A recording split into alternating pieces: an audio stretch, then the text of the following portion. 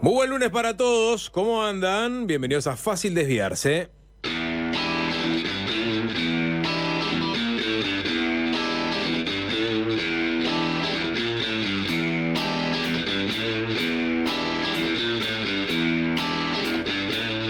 Cerro Más Playa, Piriápolis. Es así, efectivamente. ¿Cómo anda, Jorge? Sapito, querido. ¿Y bien dormido o qué? Sí, bastante bien dormido. Igual me quedé... Pará, voy a hacer la ronda de saludos porque nos vamos a meter ya de pleno con todo lo que sucedió ayer. Pero tengo al capitán de la embarcación, a @Alvin Green, el emperador de la consola, guiándonos rumbo a diciembre. Y tengo a Luchi Ortiz, en este momento, Switcher Master estrella de la transmisión del Sol en YouTube. Y me queda todavía saludar al hombre que viene derramando café y agua mientras entra con tranco rápido al estudio. Nada más ni nada. Mirá que le apareció también el Vendepatria de Gastón Carvajal. Saludo para él. Y tengo ahora sí a Nicolás Batalla. ¿Qué dice Sapo? ¿Cómo andamos? Bien, buenas tardes para todos. Cierro paréntesis, Jorge. Me quedé actualizando datos de la Corte, que a su vez eran llevados a porcentaje en los portales de los diarios, hasta que estaban en el 92%. Ahí dije, está, listo. Ya está. Soltaste. Solté. Pero ya no había cambios ahí. No había cambios a nivel de disposición de las bancadas, decís vos. Y bueno, era Ya estaba el 16 era la del clave. frente. Sí, ya estaba todo cocinado a esa hora. Pero bueno, me interesaba ver cómo. Ya, porque aparte de Montevideo, algunas partes de Montevideo fueron las últimas en cerrar los circuitos y mandar a la Corte. O sea, el resto del país estaba bastante, digamos, finalizado, pero Montevideo estaba por el 85%, algo así. Cuando nos partamos con el mismo cierre de jornada, no de acá, porque acá cuando cerramos la transmisión, faltaba saber efectivamente si había mayoría en alguna de las cámaras.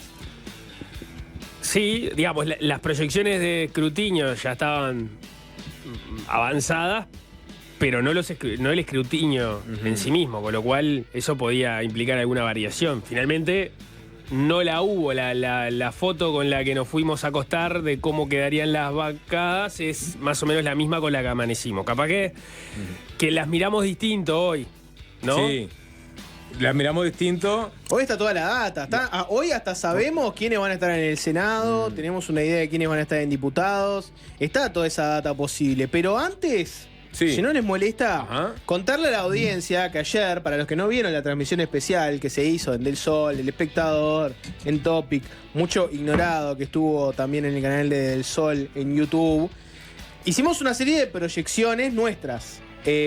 ¿Cómo decirle? Pronósticos. Y a medida que se iba corriendo la noche, sin hacerlo público, lo fuimos guardando en una urna. Sí. La urna de Fácil Desviarse. Para los que están en YouTube la pueden ver.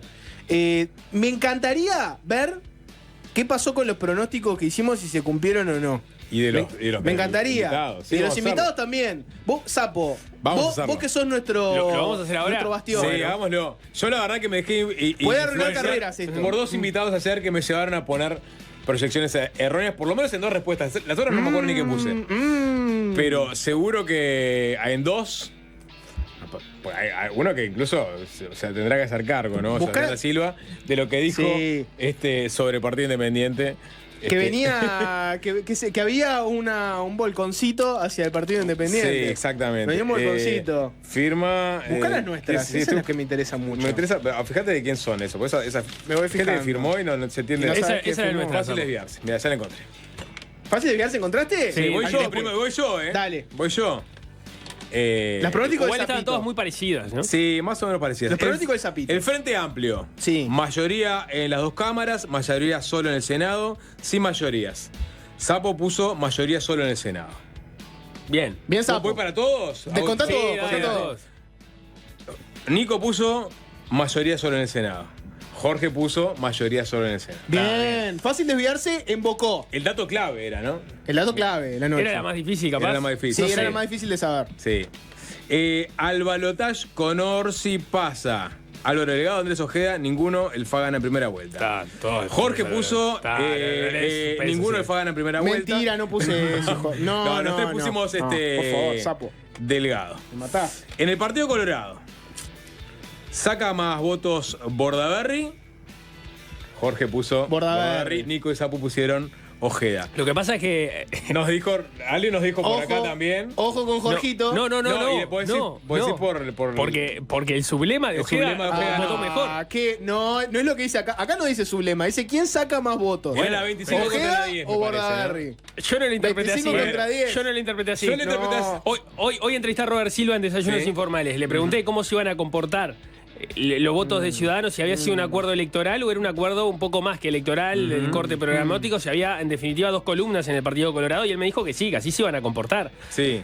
Para mí, en este momento, la 600 y la 25 van juntas. Está bien, te habilito esa interpretación. Si está mal redactada la pregunta o no es clara, la interpretación creo que tiene que validar. Pablo Mieres, ¿llega al Senado o no llega al Senado? Yo voy a poner no llega al Senado, vino Cambó y dijo... nos desnorteó a todos. Igual Jorge se mantuvo firme y dijo, no llega al Senado. Nico y Sapo dijeron, llega al Senado. Segunda de Jorgito. Y Gustavo Salle, ¿llega al Senado? Y ahí... La quise picantear. O saca 2 diputados o saca un solo diputado. Nico puso, llega al Senado. Sapo y Jorge pusieron, saca 2 diputados. No estuvimos mal en nuestras predicciones. Para mí invocamos casi todo. Yo puedo decir como colectivo podemos decir que todos, alguno invocó, o sea, todos invocamos alguno. Qué olfato tengo. Igual ayer de noche. Quiero agarrar las otras, perdón que me agarrá. ¿Puedo agarrar una? No hay nada para analizar, total. No, totalmente. A ver, agarra una al azar. Alvin, mira, saco a Alvin. A ver que Alvin que. Frente, mayoría solo en el Senado, punto. Delgado pasa al balotaje. Saca más votos Ojeda. Según la interpretación de Nico, sí. Pablo Mieres no llega al Senado, punto para Alvin. Llega al Senado, Salle puso a Alvin. Sigo, perdón. Dale, porque quiero agarrarlo a los políticos. Ahora querés ver los políticos. Los políticos para algo son políticos, porque tienen olfato político. Sí. Uno piensa, ¿no? Perrone. Álvaro Perrone que renovó banca, Perrone, ¿no? Nico. De Cabildo Abierto. Álvaro Perrone parecería que sí, que renueva banca. Renueva banca, junto con Silvana Pérez Bonavita en Montevideo. Voy con Perrone, mayoría solo en el Senado, bien Perrone, Delgado de balotaje, saca más votos Bordaberry, no llega al Senado Mieres y saca un solo diputado. La única que le erró Perrone era una expresión de deseo, me parece, porque esperaba de que Manini llegaba al Senado. Sí, no, puso saca un solo diputado Salle. En detrimento de más votos para Manini. Mira, acá tengo 2 invitadas que estuvieron ayer. Eran 2 frente amplistas, que nos sirven un poco para medir el termómetro de lo que terminó pasando, ¿no? Por ejemplo, Betiana Díaz, del MPP, que va a estar en el Parlamento, había puesto el Frente Amplio con mayoría en las 2 cámaras, no fue lo que terminó ocurriendo, que al balotaje no pasaba ninguno, porque el Frente Amplio iba a ganar en primera vuelta. No fue lo que terminó ocurriendo. ¿Quién puso eso? Betiana Díaz. Que sacaba más votos Ojeda, que Mieres no llegaba al Senado y que Gustavo Salle sacaba un solo diputado. Bueno, es un calco de las de Mica Melgar. Mirá, que también puso lo mismo. Mayoría en las 2 cámaras, no se cumplió. Ganaba el frente en primera vuelta, no se cumplió. En el Partido Colorado sacábamos votos Ojeda. Yo creo que la interpretación ahí es correcta porque es el sublema. Dale con eso, ¿no? Pablo Mieres no llegaba al Senado y Gustavo Salle sacaba un solo diputado. Betiana y Mica Melgar están entre las 2 que más vienen errando hasta ahora. Pata González, también frente amplista, fue más medida porque puso mayoría en las 2 cámaras, que no terminó pasando, pero puso que al balotaje pasaba Álvaro Delgado. O sea, no veía al Frente Amplio ganando en primera vuelta. Puso que iba a ganar Bordaberry la interna colorada, que Mieres no llegaba al Senado y que Salle sacaba 2 diputados. Así que le invocó bastante. Bueno, Santiago Gutiérrez puso que que el Frente Amplio no tenía mayorías en ninguna de las 2 cámaras. Ahí le erró porque obtuvo la del Senado. Que al balotaje pasaba Álvaro Delgado. Ahí le invocó. Que en el Partido Colorado tenía más votos Ojeda. Ahí le invocó porque el sublema de Ojeda tuvo más votos que el de Bordaberry. Que Pablo Mieres llegaba al Senado. Ahí le erró. Y que Salle sacaba 2 diputados. Ahí le invocó. Está media tabla Santi Gutiérrez. Mejor el conjunto fácil de verse que la mayoría de los políticos. Olfato. María Eugenia Rosselló.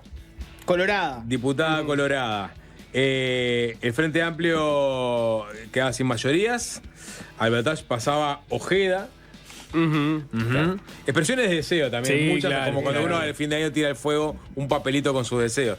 En el Partido Colorado sacaba más votos Ojeda, llegaba al Senado Pablo Mieres y llegaba al Senado Gustavo Sacchi.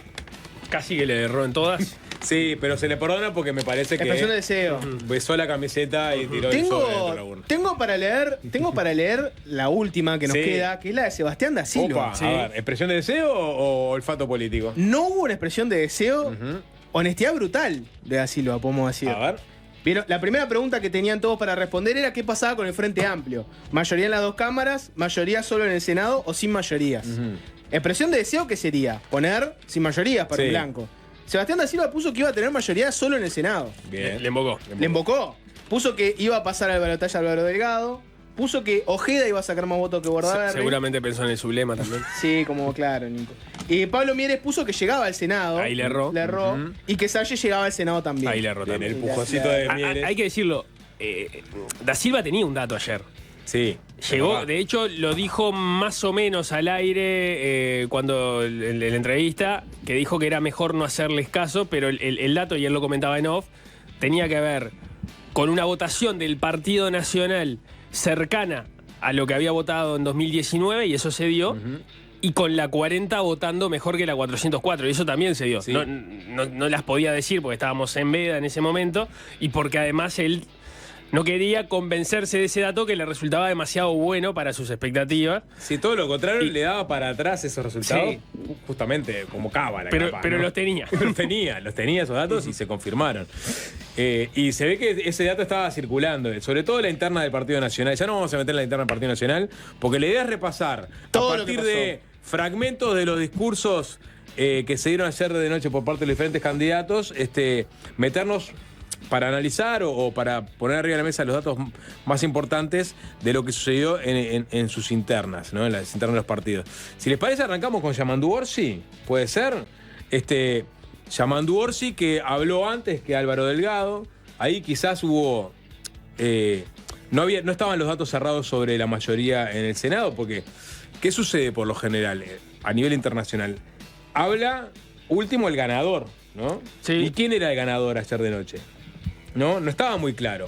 Capaz que si tenías el dato de que tenías mayoría en el Senado, te podías adjudicar ese hecho. Pero Hubiera cambiado totalmente Sí. el discurso. Para mí hubiera cambiado totalmente el discurso. una parte del discurso, ¿no? Lo, Otra lo parte que pasa estaba que, pensada, me lo que parece. pasa es que también lo vas a medir en función de las expectativas. Claro. Y las expectativas del Frente Amplio venían muy por encima y las del Partido Nacional bastante por debajo. Hoy repasé, todas las encuestas sobreestimaron en 3 puntos al frente y subestimaron, digo, más allá de digamos, los márgenes de error, ¿no? En 2 puntos al Partido Nacional. O sea, hubo alguna encuesta en particular, pero fueron las menos que le erraron directamente con el Partido Nacional, por ejemplo, pero la mayoría le embocó dentro del margen de Claro. error. Lo que pasa es que se dio esa doble circunstancia en la cual el Partido Nacional estuvo en el techo del margen de error posible y el Frente Amplio estuvo en el piso. Exacto. Dentro del margen de error. Pero para las expectativas generalizadas de la gente que veía ese número sin tomar en cuenta el margen de error, y había, en el Frente Amplio había como un envión, ¿no? Sobre las últimas horas de la chance de, no sé si ganar en primera vuelta, pero sí que prácticamente estaba la elección Ponerle nombre, finiquitada. nombre y apellido a la expectativa. Alejandro Sánchez, el Pacha Sánchez. El jueves en búsqueda había. En su semana fatal. Bueno, había dejado, claro. Se levantó, dijo que había que nacionalizar la SAFAP y antes de irse a dormir dijo: el Frente Amplio ya ganó las elecciones. Solo queda por definir las mayorías parlamentarias. Yo qué sé, o sea. No dice vamos a ganar en primera vuelta, pero cuando el coordinador de la campaña te dice ya ganamos, lo único que hay que ver es el tema de las mayorías, te pone una vara altísima, ¿no? Sí, digamos, todavía se puede... Se puede cumplir esa Se puede profecía, cumplir pero- porque no está claro que haya cambiado el favoritismo, o por lo menos que hoy el Frente Amplio, digamos, vamos a hacer una elección que es muy competitiva, claramente. Sí. Entonces, puede darse la victoria del Frente Amplio y me parece que no es que la está corriendo de atrás. Lo que pasa es que no se dio el escenario que se imaginaba el Frente Amplio, que creo que era la mayoría de las dos cámaras. Por ¿no? eso Sí. el tono del Y un discurso. Partido Nacional más abajo. Claro, entonces hubo digamos, un tono de discurso, como dice Jorge, que quizás no puso toda la carne en el asador, en el sentido de estar envalentonados y poco menos que cantar una victoria anticipada, pero sabe una parte de discurso que estaba pensada, yo intuyo desde hace un tiempo, que era el discurso para salirse del partido y empezar a hablarle a todos los uruguayos de manual, ¿no? Cuando uno enfrenta un balotaje. ¿Qué eligió Yamandú Orsi para hablarle a todos los uruguayos? Bueno, la simbología patria.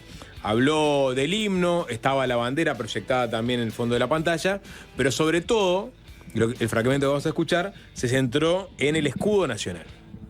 Tenemos que generar esa unión donde se manifiesta, y quiero que este acto también sea una manifestación de fe pública con el escudo nacional que aquí tenemos, como síntesis del país que queremos y que queremos tanto.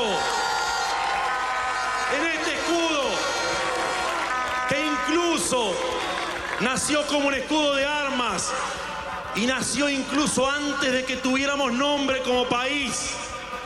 Es una hermosa conjunción de compromisos establecidos. Somos varias partes y un todo a la vez. En el escudo se representan la justicia, la igualdad, la libertad, la producción y la prosperidad. Porque el Uruguay necesita crecer, necesita producir más. El Uruguay necesita crecer, producir más y cuidar mucho más a nuestra gente. Ahí estaba Orsi, somos muchas partes y un todo a la vez, y utilizando el escudo nacional para graficar ese concepto y a su vez con los componentes, los conceptos que están encerrados en el escudo, bueno, tratar de discursivamente empezar a proyectarse rumbo a noviembre a través de, bueno, la libertad, la igualdad, el crecimiento. En otro momento habló de la fortaleza del cerro, la soberanía, las instituciones. Eso me parece que fue el discurso Habló de más... Lecor. Habló de Oribe expulsando a Lecor, es verdad. Esa fue la parte, me parece, más prepensada, ¿no? Del discurso de Orsi. Sí, más estaba, allá de cómo estaba, salir. estaba escrito. Estaba escrito. De hecho, Él Orsi iba leyendo. en varios momentos veías que estaba leyendo ahí en el piso una pantalla. Pero digo, esta parte, después hubo toda una parte que fue más, no sé si improvisada, pero apelando más a lo emocional, ¿no? Tuviste Después la sí- previa con Carolina Cose, que fue una previa más frente amplista, capaz, si querés, sí. más dirigida a la barra. A ver, tenemos... Si comparamos Sí, pero con... me da la impresión de que ahí lo que pasó, algo de esto llegamos a... No sé si lo vimos de manera tan clara en el momento que estaba transcurriendo. Ahí los números ya empezaban a darle al frente de los 16 senadores, pero entiendo que era un escenario incierto. Y me imagino que por eso el discurso, más allá que tuvo esos componentes que estaban pensados, no llegó a un lugar concreto desde el punto de vista de qué era lo que había pasado esa noche. No llegó a O sea, festejen. hoy el Frente Amplio Sí. le puede decir al Partido Nacional que lo necesitan para gobernar. El Frente Amplio, hipotéticamente, podría construir mayorías en diputados con identidad soberana. O eventualmente, hay una discusión en la coalición sobre esto, es cuál es el sentido de la coalición si están en la oposición, con lo cual ya habría distintos partidos a los cuales sacar esos dos votos Sí, otros incentivos que tiene el partido necesita. chico. En el caso de Álvaro Delgado no puede hacer eso. Álvaro Delgado necesita en el Senado acordar con el Frente Amplio sí o sí. Y eso no se expresó en el discurso de Orsi. Entiendo que porque todavía había un margen de incertidumbre de que eso se terminara ocurriendo o no. Pero qué distinto hubiese sido ese discurso, porque ya no sería... Orsi habló primero como si hubiera perdido, habló más corto como si hubiera perdido. Lo cual le dio a Delgado la posibilidad de cerrar la noche, de incluso demorar mucho el discurso, fue más largo, por lo menos Sí, fue bastante más largo. Fue bastante más largo. Toda una simbología que daba a entender que había un ganador y un perdedor. Cuando pasás en limpio, no está claro que haya sido de esa forma. En todos casos no hubo ganadores y perdedores, o todos ganaron un poco y todos perdieron un poco. Pero Orsi, si bien sale con un poquito menos de votos, o un poco menos de votos, un 3% no es nada despreciable, sale con una mayoría parlamentaria, producto de la ingeniería electoral, etcétera, pero en definitiva sale con una mayoría parlamentaria en una de las cámaras. Hay una cosa que pasa, que no hubo un discurso triunfalista por parte de Orsi, ni mucho menos, si bien se agarró del concepto de es el partido, otra vez el Frente Amplio es el partido más votado del país. Ahora, pero seguramente buena parte del discurso ya estaba pensado en las buenas y en las malas, me parece. Pero hay un detalle no menor, que es, está bien, vos podés llegar a negociar en diputados con los partidos menores que no tienen muchos incentivos para eventualmente pegarse mucho a la coalición. Pero en el Senado se votan las venias, por ejemplo. O sea, ahí tenés... O sea, el Senado hay que empezar a hilar fino sobre qué cosas se juegan en el Senado y lo importante que es tener mayorías en un Senado, ¿no? Sobre todo, y lo complejo que puede llegar a ser eventualmente para Delgado. Sí, en general se necesitan mayorías especiales, pero eventualmente... Si pasan 60 días... Si pasan 60 días se aprueban con mayoría simple. Está bien. Sí. Necesita sí o sí negociar con el Frente Amplio, por ejemplo, para eso. No, pero también para está el presupuesto.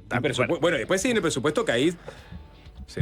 Digo, entramos en un escenario inédito.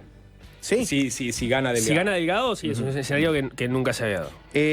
Algunos datos, ¿no? Como para tenerlos ahí sobre la mesa. Por ejemplo, si comparamos por cómo votó el Frente Amplio en 2019, tenemos que ver después cómo termina siendo el resultado exacto, porque todavía falta escrutar.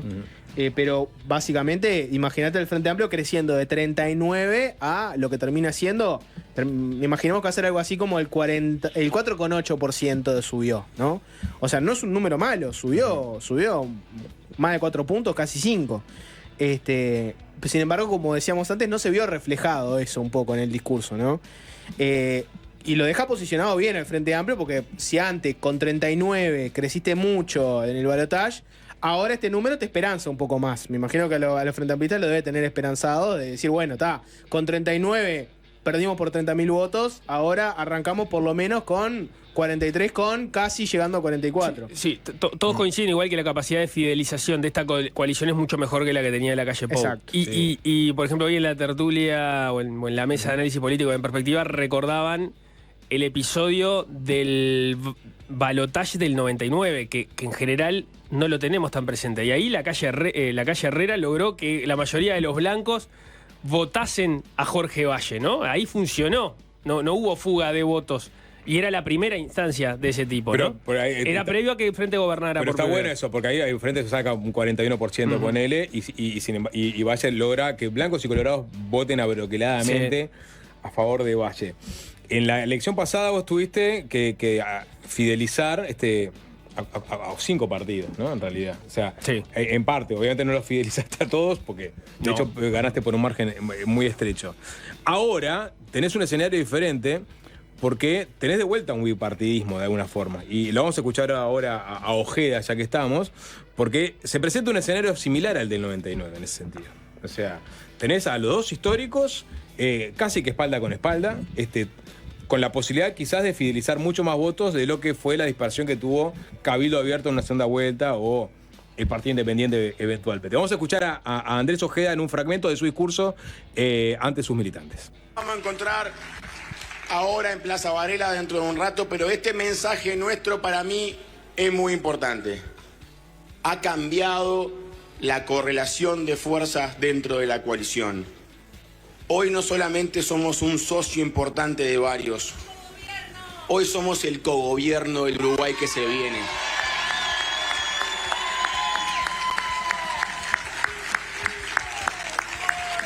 Y creo de verdad que también le dimos una buena lección a la política y al Uruguay. Venimos hablando de nueva política hace tiempo y hoy la consolidamos con el partido que ha tenido el mayor crecimiento de la elección pasada a esta, que consolida el mejor desempeño comparativo y un partido que se proyecta hacia un futuro muy promisorio y sobre todo con una responsabilidad enorme de cara al mes de noviembre. Pónganse el overol porque no se gana el gobierno sin nosotros. Bien, no estaban los datos cerrados a la hora que Ojeda habló. digamos... Al final no terminó siendo el partido que ha crecido más, No. Terminó siendo el Frente Amplio, por eso que les decía que termina creciendo 4,8. Tenemos que ver la cifra exacta igual después cuando cierre. Sí, El en Partido términos, Colorado en términos relativos puede decir que sí, ¿no? bueno, pasó de 12,4 en 2019 a 16,1. Bueno, después vamos Claro. a ver exactamente el número, pero Si lo comparás contra su propia base, crece un porcentaje mayor del que crece el Frente Amplio. 3,7 termina creciendo, pero vamos a ver después el número exacto. Le pasó algo parecido al Frente Amplio, ¿no? Que votaron muy bien, pero bueno, no se percibió tanto por donde dejaron la vara, ¿no? La vara que puso Andrés Ojeda era, bueno, estamos pisándole los talones a Álvaro Delgado, nos estamos por colar el balotaje, yo puedo ser el nuevo presidente, miren que además le gano a Delgado, paso al balotaje y estoy a nada de ganarle al Frente Amplio. Capaz la vara esa no dejó ver que en realidad tuvo una buena votación y que logró el crecimiento del Partido Colorado. Vieron que Ojeda igual rápidamente ajustó el discurso y el nuevo discurso es: somos el cogobierno. Que antes el Partido Colorado, ¿qué era? Era el socio más fiel. ¿Se acuerdan de ese discurso? Nosotros somos los que damos estabilidad. Los otros socios, bueno, son importantes, pero nosotros tenemos la experiencia en el Estado, tenemos otra relación con el Partido Nacional. Ahora ya no es el socio más fiel, es el cogobierno. Que Sí. es un nivel superior al socio más fiel. Porque ahora nosotros gobernamos juntos y vos tenés que empezar a admitir que me necesitas muchísimo más que a todos los demás. Sí, el concepto de gobierno, como decíamos con el 99, o sea, blancos y colorados unidos y tratando de fidelizar la mayor cantidad de votos, sabiendo que si bien importan los de Cabildo y Partido Independiente y algunas otras expresiones, ellos dos son los que tienen que fidelizar al 100% a sus votantes. Ojeda ha mostrado una capacidad de comunicación y de estrategia política que le puede llegar a dar esperanzas a Delgado. También Ojeda me parece que lo que atrajo fueron votantes dispersos que vieron en la figura de Ojeda un candidato. Hay que ver cuán fieles son a el partido, por ejemplo, al discurso o a la coalición. Si votaron Ojeda, Simplemente votaron votaron Colorado. a la persona. Eso es una cosa que queda por verse. O sea, por un lado tenés a una máquina traccionadora de votos y de comunicación como es Ojeda, gran partener para Delgado, me parece, en este tramo de la campaña. Y después la duda de cuántos efectivamente son colorados, cuántos votaron la figura Ojeda y cuántos son coalicionistas. Te iba a decir una cosa, y es que lo único un poco cuando fuimos abriendo los pronósticos que hicimos, ¿no? Una de las dudas que había en la noche era qué iba a pasar si Bordaberry votaba mejor que Ojeda. En los hechos, si vos mirás lista a lista, o sea, la 25 de Ojeda y la 10 de Bordaberry, terminó sacando más votos Pedro Bordaberry. Y él lo termina saliendo a festejar, ¿no? Pedro Bordaberry hace un tuit donde él mismo, en sus redes sociales, agarra y se da como ganador de esa compulsa, ¿no? Pone: la lista 10 de Vamos Uruguay ha sido la lista más votada del Partido Colorado. Muchas gracias a todos los que volvieron a confiar en nuestro proyecto político. Es una gran responsabilidad que asumimos con compromiso y seriedad. Lo festeja Pedro Bordaberry. En simultáneo, Felipe Schipani, ¿no?, sale a poner otra victoria sobre la mesa y pone: el sublema, unir para crecer, ha sido el más votado del Partido Colorado. Muchas gracias a todos los que apoyaron esto. Y pone: el sublema, unir para crecer, que sacó aproximadamente 61%, una cosa así. Hay que ver el escrutinio final. Vamos Uruguay, termina sacando un 38%.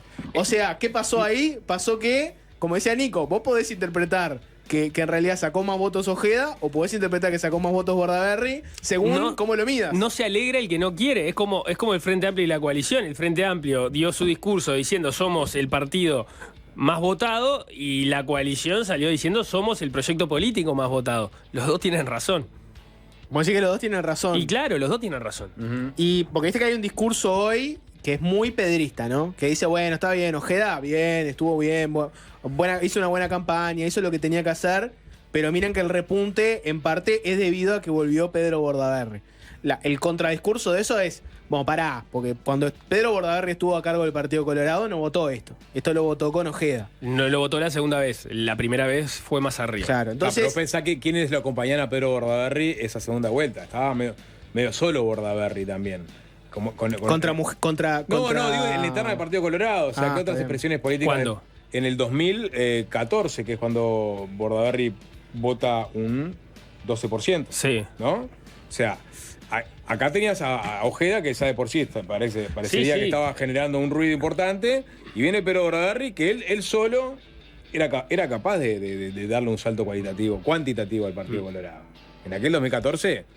se quejaron de que la fórmula había sido mal elegida. Bueno. Y hay un tema ahí además dentro del Partido Colorado, y es el sublema de Ojeda saca más senadores, 3-2. Estamos hablando de el propio Andrés Ojeda, Gustavo Subía y Robert Silva. Bordaberry y Tabaré Viera por el lado de Vamos Uruguay. Pero en diputados termina sacando más diputados Vamos Uruguay. No tengo claro cuántos son exactamente en este momento. Entiendo además que los diputados todavía pueden tener alguna variación, pero Vamos Uruguay sacó varios más diputados que los que pertenecen al sector o al sublema que acompañaba a Ojeda. Ahora después nos metemos bien en cómo quedó el Parlamento armado. Sapo, ¿querés escuchar a Delgado? Sí. ¿Te parece? Porque ya escuchamos a Orsi, a Ojeda. Vamos a escuchar a Delgado y después, eventualmente, hacemos una pausa y nos vamos a meter también con el desplome de Cabildo Abierto, qué pasó con el Partido Independiente, el éxito, uno de los grandes ganadores de la noche, ¿no? El doctor Gustavo Salle. Pero capaz escuchemos a Delgado. Sí, antes, no nos detuvimos en los diputados que salieron. En el caso del Partido Colorado, Gabriel Gurméndez salió diputado por Maldonado, finalmente, era algo esperable. Es que no mencionamos nada de la bancada. No hemos mencionado. Si querés, terminemos con Después Delgado hacemos, y nos metemos con las bancadas. Bueno, Álvaro Delgado, la previa, digamos, cada uno desde sus comandos de campaña, miembros de la coalición, rumbearon rumbo a la Plaza Varela, ahí en Calenores y Boulevard Artigas. Delgado estaba muy cerca, fue caminando desde su comando hasta allí. Estaba ululando en la vuelta Eduardo Lust, del Partido Constitucional Ambientalista, que según contó a los medios de televisión, estaba haciéndose rumbo al Pinar cuando lo llama el propio Delgado y le dice: Eduardo, te necesito en la foto. Lust no se lo puede caer ninguno. Lust había comprometido su apoyo a la coalición en las semanas previas. Y bueno, le dijeron, venite hasta acá.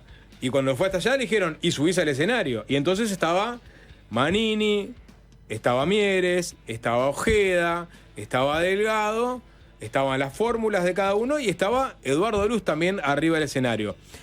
Escuchemos el pasaje en donde Delgado de alguna forma también deja entrever cuál va a ser el eje temático de cara a el balotaje. Y no somos un proyecto político excluyente. No lo somos. Porque obviamente que tenemos que pedirle a los votantes del Partido Constitucionalista que nos renueven la confianza, a los votantes de Cabildo Abierto que renueven la confianza, a los votantes del Partido Independiente que renueven la confianza, a los votantes del Partido Colorado que renueven la confianza, a los votantes del Partido Nacional que renueven la confianza. Pero también le vamos a pedir a gente que no nos votó hoy, pero que nos está mirando con esperanza, que nos den la oportunidad de ir a tocarles el timbre, a decirle cuál es nuestra propuesta, asegurarle al Uruguay lo más importante, que es gobernabilidad.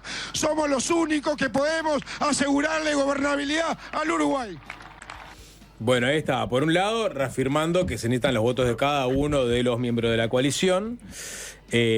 Eufórico Delgado porque la gente que miraba sin mirar los márgenes de error veía 24, 25, 23 para el Partido Nacional, termina en 26,7.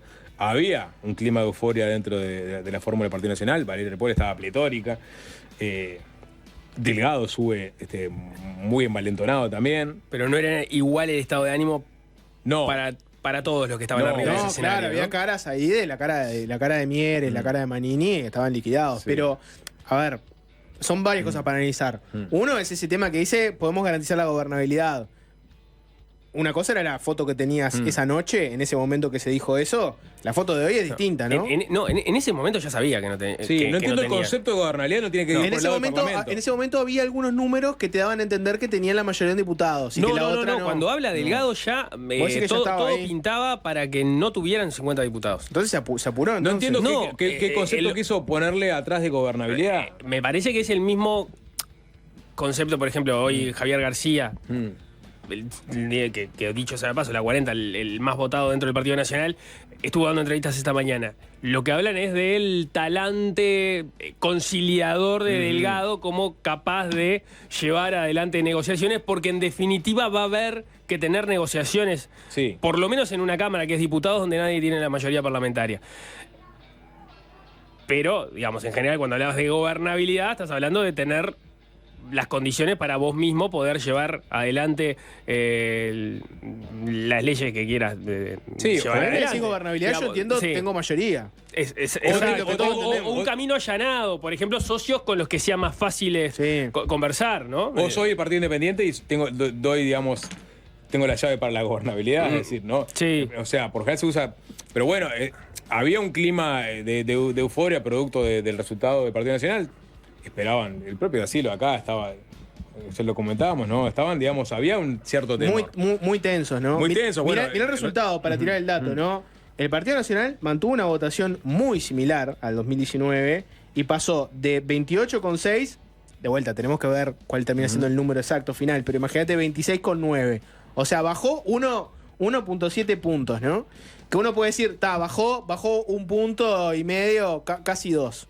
Pero ¿bajó en qué contexto? O sea, acuérdense lo que fue toda la previa de la primera vuelta, ¿no? Era, bueno, que la campaña de Delgado estaba muy difícil, que Delgado era poco carismático, que no tenía el carisma de la calle Pou, que la elección de la fórmula fue recontra complicada, que Valeria Ripoll tenía muchas resistencias, el spot de Delgado diciendo, bueno, capaz que yo no soy un candidato de esos que encienden a las masas. Con todo eso, y con la expectativa que creo que tenía buena parte de la gente de que Delgado no iba a votar muy parecido a la calle Pou, termina votando muy parecido. Con todas esas cosas que supuestamente tenía en contra, es entendible que Delgado salió a comerse el escenario porque, claro, en su postura fue uno de los grandes ganadores de la noche. Perdió un diputado y perdió un senador el Partido Nacional en relación a lo que tenía, o lo que tiene, mejor dicho, en el actual periodo. Claro. Y ahí está lo que decía, y ahí también está lo que decía Nico, ¿no? Que tuvo dentro de sus filas la 40, termina siendo la lista más votada, ¿no? Después viene Aire Fresco, después viene de Centro, ahora lo podemos conversar un poco, ¿no? Y después hay otras curiosidades, ¿no? Curiosidades, yo qué sé, tenés el caso de cómo le fue repartiendo en todos los distintos departamentos, o cómo le fue en departamentos específicos, yo qué sé. El Partido Nacional ganó en Artigas, Cerro Largo, 33, Flores, La Valleja, Maldonado. Y el Partido Colorado resultó ganador en Rivera. Pues el Frente Amplio el diputado fue por lo demás. por Artigas del Partido Nacional fue Emiliano Soravilla, del riñón de Valentina Dos Santos. Lo tenés ahí visto en pantalla, esta es una nota de Montevideo Portal, pero la información la conocen todos, ¿no? En Artigas el Partido Nacional se impuso con casi 39% y el sector de Valentina Dos Santos fue el más votado. La gente de Artigas terminó dándole su voto en su mayoría a Valentina Dos Santos. Sí. Pero bueno, nos quedan varias cosas. Carlos Cabildo, Albizu salió diputado por Salto.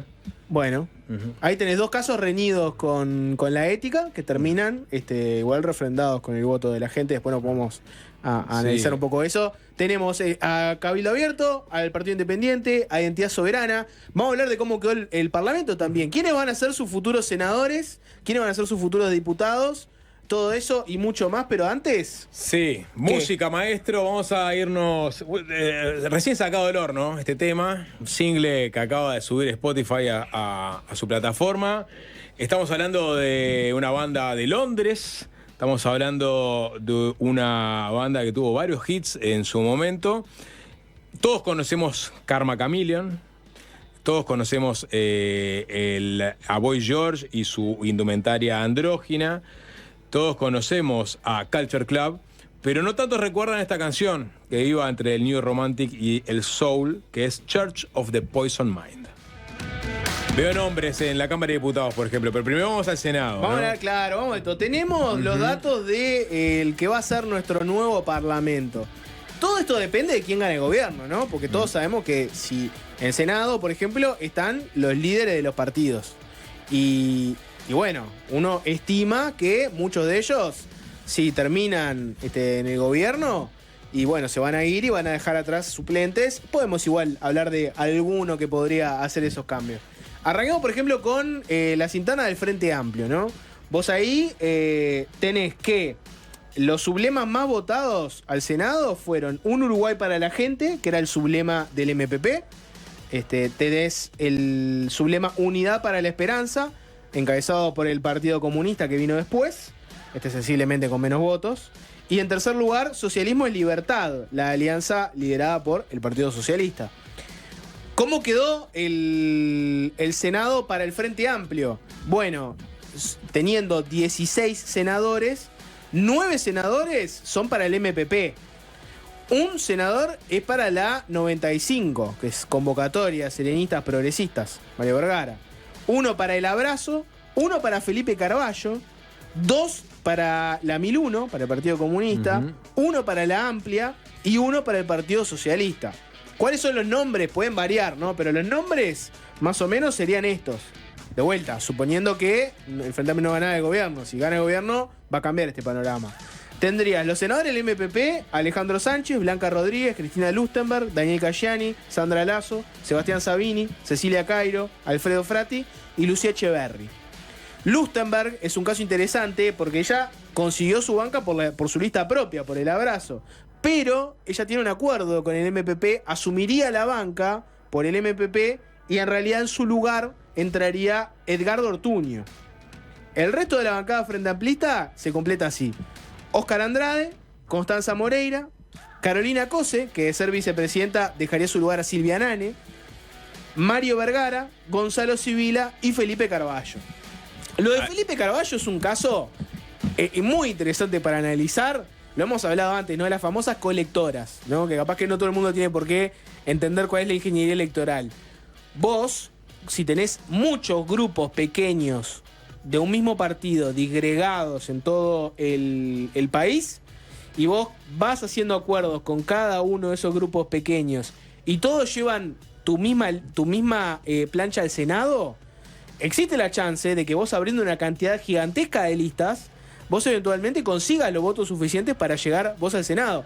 Algo parecido había hecho la vertiente artiguista en el periodo pasado, que terminó teniendo 2 senadores, pero ningún diputado. En realidad el que lo hace en el caso de la vertiente es Humberto Castro, que ahora estaba en acuerdo político con la Amplia, y fue quien hizo el acuerdo con la vertiente para la elección anterior, y por eso la vertiente terminó teniendo 2 senadores cuando había tenido su propia lista pocos votos y de hecho no había obtenido ningún diputado. El rey de la ingeniería electoral, en este caso derrotado porque a un vivo siempre aparece otro vivo, y Felipe Carballo hizo la misma estrategia de juntar cientos de listas pequeñas y termina llegando al Senado. Sí, un revival del compromiso frente amplista, en definitiva, la lista de Sendik, que había tenido una buena representación en el Senado en su momento, en el último periodo de gobierno del Frente Amplio, que luego de todo lo que fue el escándalo Sendik, quedó limitado a un legislador, que era Felipe Carballo, que entró en realidad en un acuerdo con el espacio 609, iba en la lista de la 609 y por eso termina entrando como diputado y se mantiene en el Parlamento en este periodo de gobierno,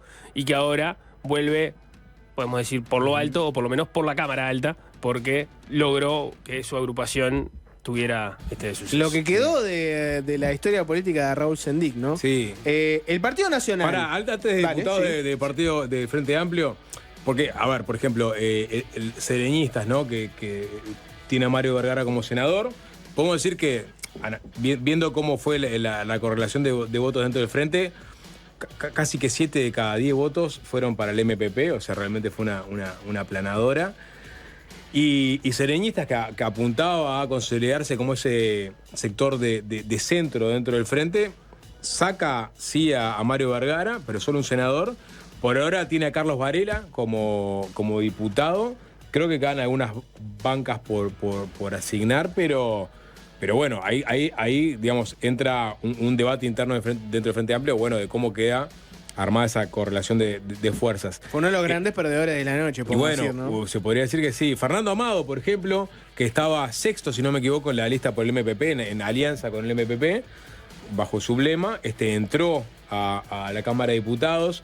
Federico Preve, del Sindicato Médico, también va a ser diputado en la próxima legislatura. Daniel Diverio, digamos, conocido por su pasaje sindical. Sí, de Zunca. De Zunca va a ser diputado por la 1001. Por tirar algunos nombres, ¿no? Sí, María Inés Ovaldía va a ser diputada, entra por la Amplia. Encabezaba la Amplia. Y aparecen algunos otros. Álvaro Lima, es el hermano de Andrés Lima, si no me equivoco.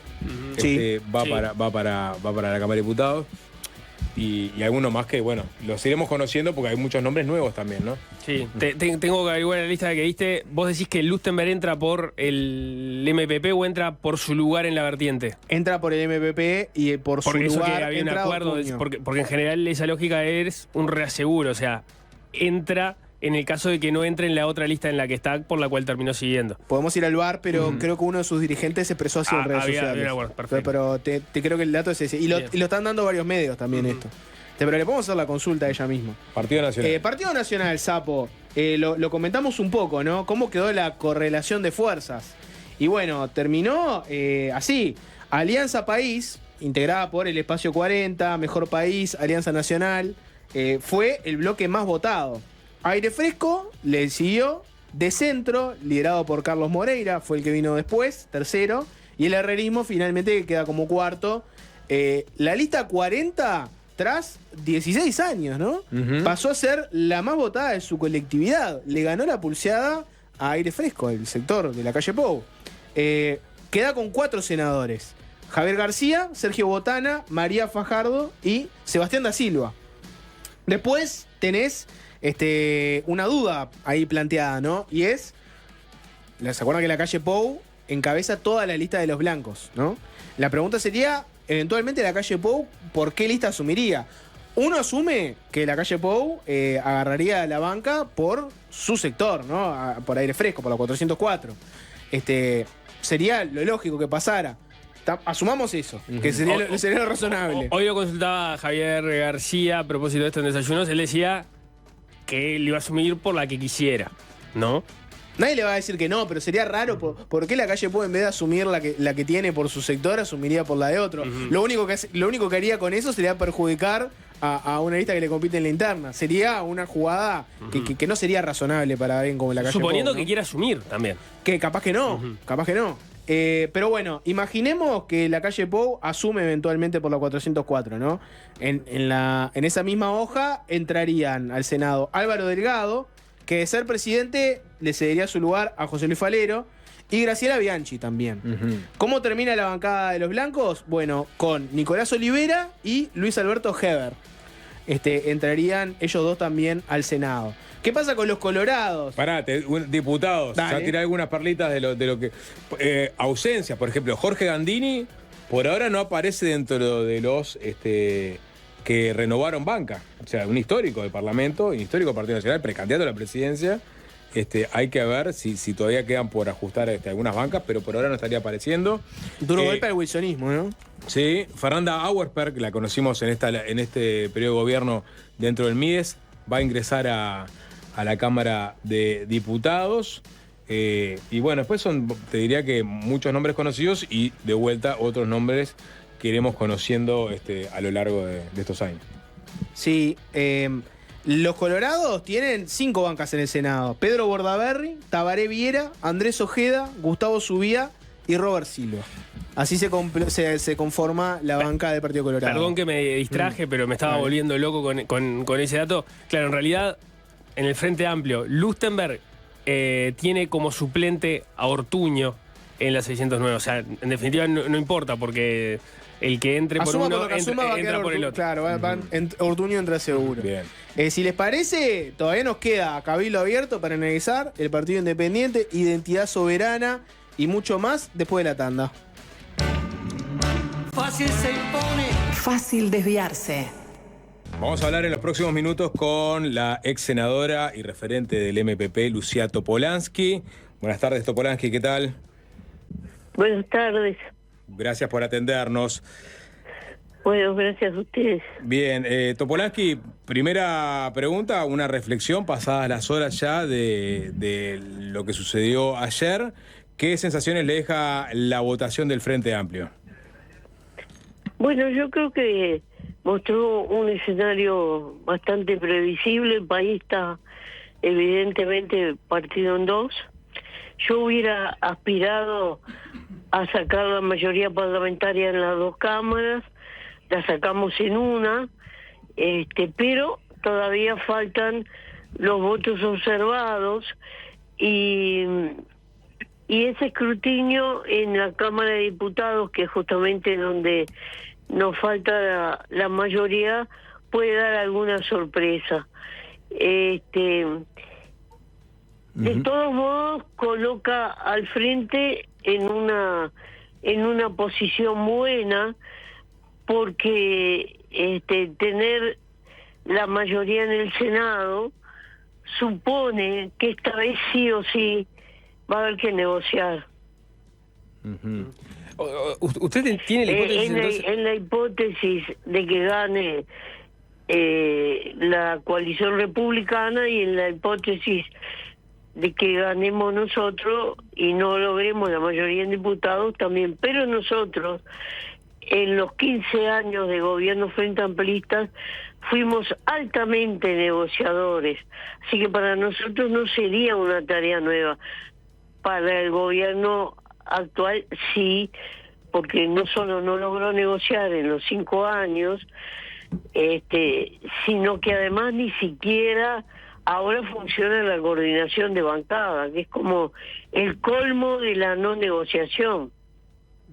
Perdón que la devuelva algo que ya dijo Topolansky, pero usted dice que podría haber alguna sorpresa en el escrutinio de los observados, entonces, y que entonces Sí, el a Frente veces- tenga la mayoría Sí. en diputados finalmente.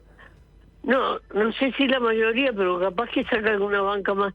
Acuérdese del diputado Yáñez de Canelones, que después del segundo escrutinio, porque a veces son mínimas las diferencias y los votos migran hacia determinados lugares. ¿Y cuál es la ventaja del Frente? Que es el partido más votado como partido. Ujú. Entiendo. Usted, Siempre los partidos más votados son los que se llevan esos saldos. Ujú. Bien. De todas formas, claro, el Frente tiene 48 en este momento, quedaría en 49 eventualmente. Eso es lo que usted plantea como una Sí, posibilidad. pero no es lo mismo. Cuanto menos votos tenés que negociar, mejor. Sí. Sí, claro. Y en ese escenario de negociación en Cámara de Diputados, en caso de que el Frente sea electo gobierno, ¿dónde ve las posibles afinidades? ¿Va a ser pico a pico dependiendo del tema? ¿Ve algunas bancadas que pueden ya estar más cercanas a lo que es la cosmovisión del Frente Amplio? Tengo que leer los nombres. Los títulos de los partidos no me dicen nada. Hay dentro de los partidos gente más negociadora y otra gente menos negociadora. Entonces hay que ver los nombres, hay que hilar fino con quién se va a negociar, y también según el tema.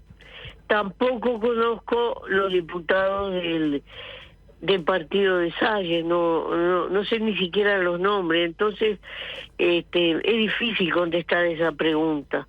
Pero va a haber que negociar, no hay otro camino. Topolansky, usted dijo que... Y ni que hablar si la coalición republicana ganara, tiene que negociar en las dos cámaras. Todavía es más difícil. Sí, hoy hablábamos justo que en el Senado se votan las veñas, ¿no? Una de las cosas que se votan son las veñas, pero a veces precisan mayorías especiales también. Pero hay una vez que pasa un plazo de 60 días, puede aprobarse por mayoría Sí, simple. bueno, pero esa mayoría la tendría el Frente Amplio. Claro. Además, cuando vos pasaste 5 años que no lograste, ni siquiera hiciste un gesto, porque el que está en el gobierno es mano en esto, de proponer fiscales de corte, los que fueren, gente para integrar los organismos de Contralor, para la Suprema Corte. Se fue cortando todo y terminaste con la supresión de la coordinación de bancada. El escenario que quedó es como, yo me lo imagino que como cuando tiran esos misiles y ves el picadillo de las ciudades, ¿viste? En materia de diálogo. Entonces va a haber que empezar de cero. Tampoco conozco todos los nombres de los que van a ingresar en el Senado, entonces creo que hay que esperar un poquito para ver, pero el talante del Frente Amplio es negociar. Y si ingresan al Parlamento de los otros partidos gente con talante negociador, creo que el escenario va a ser distinto. Si no, va a ser complicado porque lo primero que tenés estampida es la ley de presupuesto. Sí, y ahí obviamente necesitan negociar y mucho. Claro, tenés que negociar el tope de deuda, tenés que negociar las normas de funcionarios públicos, tenés que negociar la distribución, qué vamos a hacer con algunas partidas que durante este gobierno migraron de un organismo a otro, etcétera. Van a haber 45 días de estrés. Yo trabajé 22 años en presupuesto. Y es una tarea linda cuando vos le agarrás el gusto, la mano, porque te permite ver un poco cómo funciona todo el Estado. Pero un poquito los compadezco a los que vayan a estar. Voy unos pasos para atrás, porque esto que estamos hablando es lo que se viene para adelante, ¿no? Sí, ahora nomás, porque el martes claro, es un escrutinio muy rápido, porque son pocos los votos, y ya vendría el resultado cerrado. Así que en esta semana nosotros vamos a tener ese horizonte, y con ese horizonte se arranca la campaña. Yo creo que una de las fortalezas del Frente es la mayoría del Senado. Bien, y te pregunto, ¿no? Porque está claro que el Frente Amplio tenía una expectativa mayor, ¿no? Tenía una expectativa de conseguir todavía más. Tenía una expectativa de sacarla en las dos cámaras. ¿Y qué pasó ahí? ¿Cuál es tu evaluación? Las encuestas venían muy estables desde muchísimo tiempo atrás. Crecíamos un poquito, es más, nos llegaron a dar 47, 48 en un momento dado, y entonces por eso se generó eso, aunque todo el mundo dice, yo no soy la más idónea para esto, de que la campaña fue rara, fue muy fría.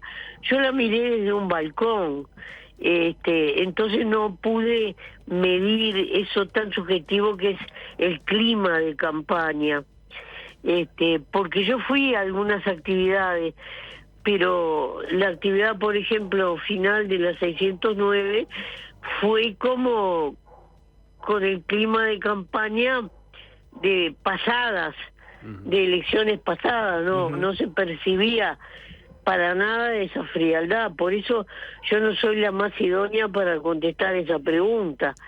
De todos modos, muchos dicen que ese acto sacudió un poco la realidad, y es llamativo. Toda la prensa uruguaya lo levantó, menos un medio. ¿Sabe cuál? ¿Cuál? El diario El País.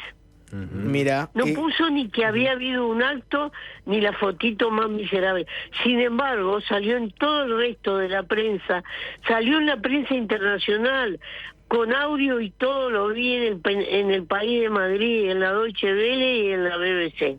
Hoy, igual en M24, en el programa Nada que Perder, hiciste un poco un análisis, porque dijiste que el plebiscito de la Seguridad Social se le atravesó al Frente Amplio y que pudo haber desviado fuerzas.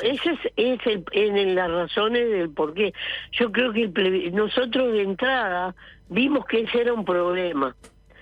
Porque si tú vas a militar por dos cosas distintas, tus fuerzas las repartís en dos, y los compañeros que optaron por ese camino perdieron el plebiscito y no votaron demasiado bien. Es decir, que de hecho perdieron todo, pero al no votar demasiado bien sectores importantes del Frente, perdimos todos. Yo creo que fue un error de valoración, porque el Frente tenía y tiene decidido el diálogo social, y allí había paño y pico para expresarse realmente todo, porque a nosotros lo que nos presentó ATSS, que fue la que tuvo la iniciativa de ese plebiscito, fue un texto cerrado, frente al que había que decir sí o no, era inmodificable. Entonces nosotros el 27 de agosto, antes de que se pronunciara el PCNT, lo analizamos y sacamos una declaración pública explicando que no lo llevábamos, que no lo compartíamos y cuáles eran nuestras razones, y nos desentendimos. Por supuesto que hubo votantes nuestros que en su libertad eligieron poner alguna papeleta dentro de nuestras listas, pero nosotros no encartamos. El Partido Comunista y el Partido Socialista sí apoyaron activamente el plebiscito. Sí, ¿Va a haber que hacer algún tipo de conversación a la interna? Sí, van a tener que tener alguna conversación a la interna por digamos, estas desavenencias que hubo. Nosotros ahora tenemos que dedicarnos a planificar este mes, a morir. Fíjate que en la elección del 19, en un mes subimos 9 puntos. 9 puntos subimos, así que yo me tengo fe para subir puntos, porque tampoco los electorados son compactos. Incluso en ese momento nos votó gente que no era necesariamente solo de los partidos que no eran coalicionistas, nos votó gente del Partido Nacional y del Partido Colorado, ¿no? Entonces, primero hay que hacer eso, y después, pasada raya, tenemos que hablar de este tema, porque generó tensiones en la interna y sobre todo bastante inmovilidad en las coordinadoras, y las coordinadoras son organismos territoriales de una importancia brutal, porque ahí es donde te conectás con lo que nosotros solemos hablar y decimos el pueblo. La coordinadora tiene un pedazo de territorio donde tiene que saber quién vive, cómo es, los problemas que tiene, la fuente de trabajo que hay, etcétera, etcétera. Ese es el buen militante de coordinadora. Ahora, si está discutiendo con el propio compañero coordinadora, que el otro le reprocha que no apoya esto o lo otro, y vos das tu razón, y eso, perdés tiempo. Y en las contiendas no se puede perder tiempo. Yo creo que sí, nosotros sabíamos que esto podía pasar, pasó, no nos sorprendió tampoco, pero es enmendable, ¿no? Si nos mandamos esa pateada como el del 19, es enmendable. De todas formas, da la impresión de que parece más difícil captar ahora, ¿no? Puede haber alguien que no le guste la cara de Delgado y de Ripoll. Dentro del Partido Colorado, dentro del Partido Blanco, del Cabildo Abierto o del Partido Independiente. ¿Este es el momento en el cual Orsi debería lucirse como candidato? ¿Era el momento que justificaba, por ejemplo, toda aquella discusión que se dio hacia la interna cuando se comparaban las figuras de Orsi y Carolina Cose y se ponía a Orsi como alguien que podía captar más votos de afuera? Las encuestas decían eso, y de hecho en la interna captó enorme cantidad de votos. Hay que ver que más que duplicó, se despegó. Orsi es un gran dialoguista, tiene una enorme oreja, lo demostró en la conducción de la Intendencia de Canelones, que convenió con tirios y troyanos, es decir, en la práctica tiene credenciales para mostrar, y además en toda la campaña se pasó dialogando y polemizando con quien hay que polemizar, es decir, con la gente común. Y de ahora a noviembre, ¿no? Que tenemos un escenario muy competitivo entre el Frente Amplio y la coalición. ¿Pensás que Orsi tiene que salir mucho más a los medios o tiene que seguir la estrategia como venía hasta ahora? Los medios importan, pero el centro de la cosa es el territorio. A nosotros en el 19 lo que nos dio esos 9 puntos fue que barrimos el territorio de norte a sur, de este a oeste. Yo en aquella época todavía podía trillarme todo y me trillé todo. Así que yo confío en esa metodología. Él tiene que acompañar, Carolina también, y todos los dirigentes del frente. Y después está irá haciendo, no tiene que hacer medios 24x24, gimnasio 24x24, selfie 24x24, irá eligiendo lo que conviene. Hay un debate previsto que se tiene que hacer, pero recién ahora vamos a conocer el programa que se va a presentar, porque hasta ahora nosotros no conocemos el programa contra el que vamos a competir. También vamos a, digamos, del lado de Orsi, vamos a conocer... Ahora en estos días se va a hacer un resumen, un acuerdo o un toma y daca, veremos lo que sale de eso. Sí, no, voy a preguntarle por Orsi y si hay que esperar que se presenten posibles ministros de acá a noviembre. Bueno, eso hay que ver según convenga, veremos. Pero lo más importante es siempre el contacto con el territorio. El territorio es el que define, porque mi voto, el tuyo, el de la calle, el de Mongo Chucho, valen todos iguales. Bien. ¿Qué tiene Orsi que no tenga o que le falte a Delgado? Porque si uno escucha a los miembros de la coalición, de Delgado también se habla de que tiene diálogo. No dialogó nada con el Parlamento, no logró cerrar nada, y después terminó su bancada rompiendo la coordinación. ¿Te das cuenta que eso es grave? Entonces, si no logró dialogar nada, el Parlamento corre el riesgo de quedar trancado, porque no va a tener mayorías, por lo menos en el Senado. Me imagino que lo que puede responder Delgado a eso es que en realidad eso no fue responsabilidad de él. En todo caso tendría que ver con el talante del presidente de la calle o de la bancada. El que tiene la mano siempre es el que gobierna. El que tiene que tener la iniciativa, la mano, insistir. Yo negocié 15 años por el Frente Amplio y nadie me va a discutir esto. Todo el mundo, el día que me fui, me reconoció.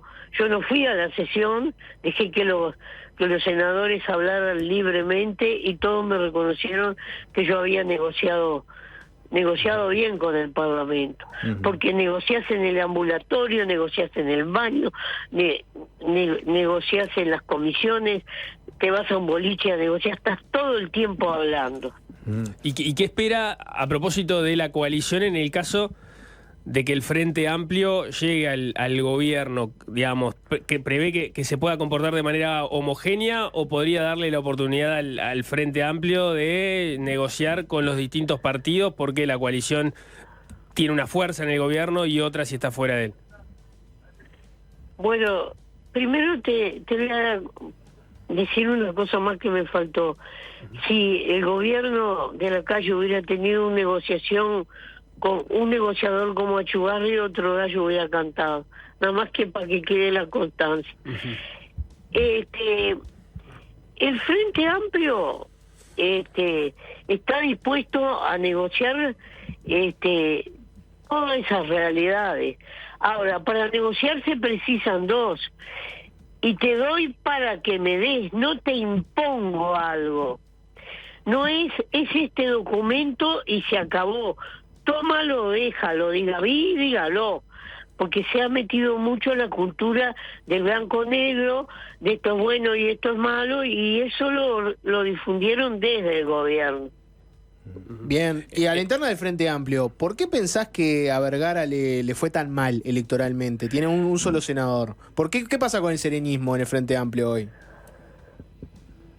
Bueno, yo no tengo todas las claves para medir cómo fue la campaña que hicieron, porque yo desde mayo estoy metida en un balcón mirando desde afuera y cuidando a la Pepe, porque esa fue mi prioridad. Entonces puedo ser injusta si doy una valoración. Creo que Vergara tiene gente muy valiosa en su plantilla. Yo más o menos leí la lista. No sé qué tanto incidió lo de Olmos, me hago la pregunta, no lo sé. Pero me hubiera gustado que hubiera sacado más legisladores. Es parte de las críticas que, por ejemplo, se escuchaban esta mañana cuando se conocía cómo quedaba el Parlamento, y una de las dagas que ponía arriba de la mesa la coalición, diciendo este Frente Amplio tiene muy poco seregnismo, muy poco astorismo, está dominado, y eso se dijo también durante la campaña, por el MPP y el Partido Comunista. ¿Ustedes ese tipo de críticas cómo las reciben? Bueno, el Partido Comunista tiene 2 senadores. Nosotros tenemos 9. Hay una pequeña diferencia, ¿no?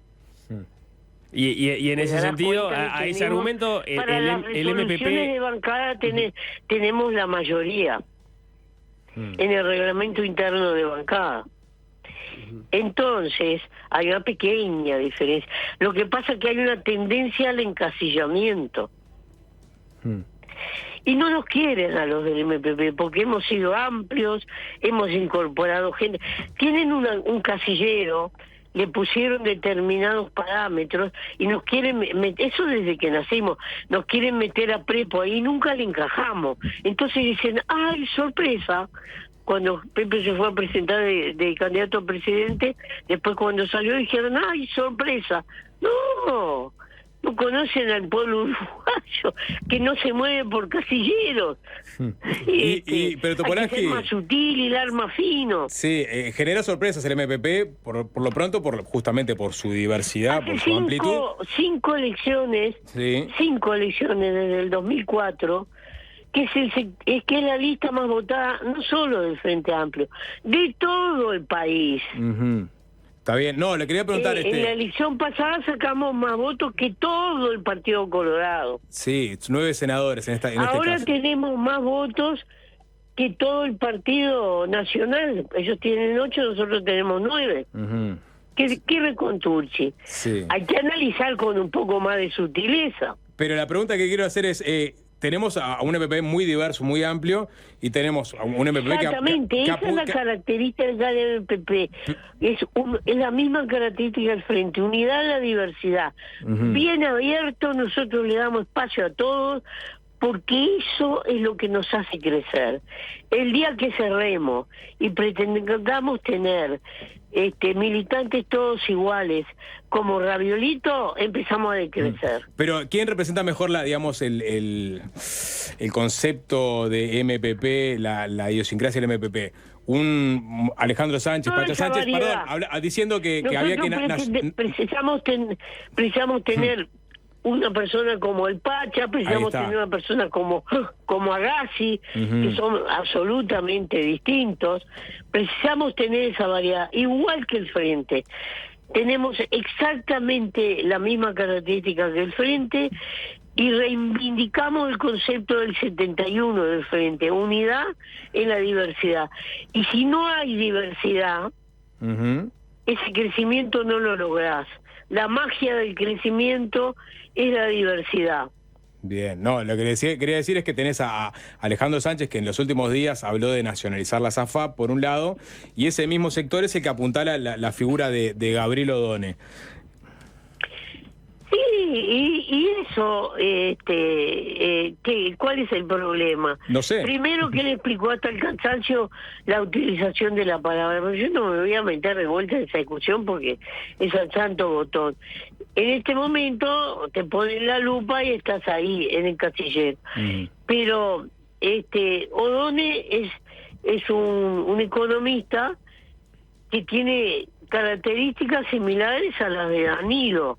Capaz que no tiene el prestigio de Danilo, porque Danilo fue el primer decano de economía cuando tenía 20 y pocos años, tuvo récords, ¿no? Pero va en esa línea. Y al Frente Amplio esa línea le sirvió los 15 años de gobierno. Cuando recién agarró el gobierno, sobre el presupuesto nacional caían como misiles 2 vencimientos de deuda que venían del periodo de Valle y que Danilo pudo renegociar.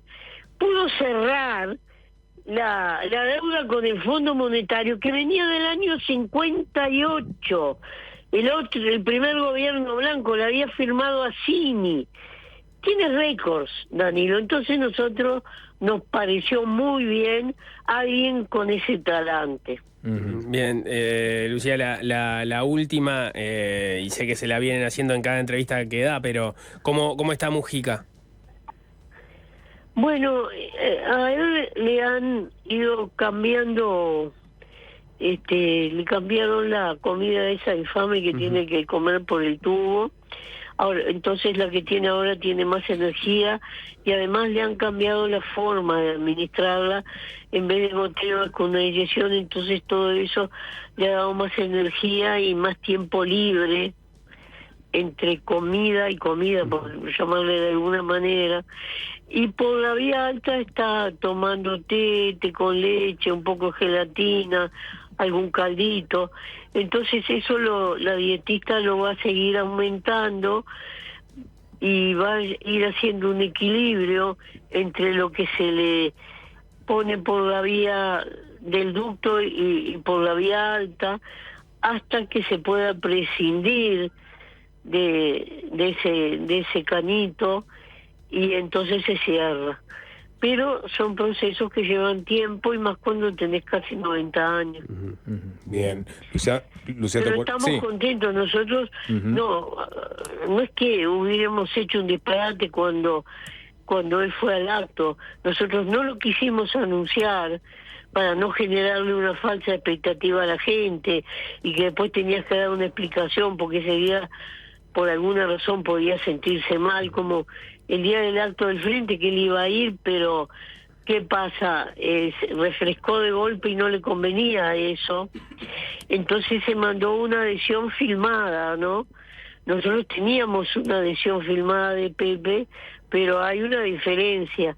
Y por eso lo dimos como sorpresa y yo creo que la gente nos agradeció en el alma, porque indiscutiblemente para todos los que somos de la 609 es la figura más importante.